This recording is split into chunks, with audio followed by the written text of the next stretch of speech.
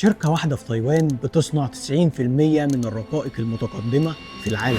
لو وقفت عن الإنتاج يوم واحد العالم كله هيقف. TSMC الشركة اللي ممكن تشعل حرب عالمية. تخيل معايا شركة واحدة، موبايلك، لابتوبك، عربيتك، البلاي ستيشن بتاعك، كلهم شغالين بتقنية واحدة عندها. شركة TSMC التايوانية أهم شركة في العالم، مفيش حد مش سامع عنها. صانع الرقائق الإلكترونية الأكثر تقدما في الكون. شريحة واحدة أقل من ضفر الصباع، بس فيها مليارات الترانزستورات. قوة الدنيا دلوقتي مش في البترول لكن في الشريحة دي. أمريكا بتعتمد عليها في كل حاجة، من الموبايلات لحد أنظمة الصواريخ، والصين بتعتمد عليها في صناعاتها وتكنولوجياتها. الكل محتاج TSMC، لكن المشكلة الكبيرة إن الشركة دي موجودة في تايوان، الجزيرة اللي الصين بتعتبرها جزء منها وأمريكا بتدافع عنها. خلال السنين الأخيرة أمريكا منعت TSMC من بيع التكنولوجيا المتقدمة للصين. الصين اتجننت، دي حرب اقتصادية. الرئيس الصيني قال لازم نصنع شرايحنا بنفسنا وضخوا مليارات الدولارات.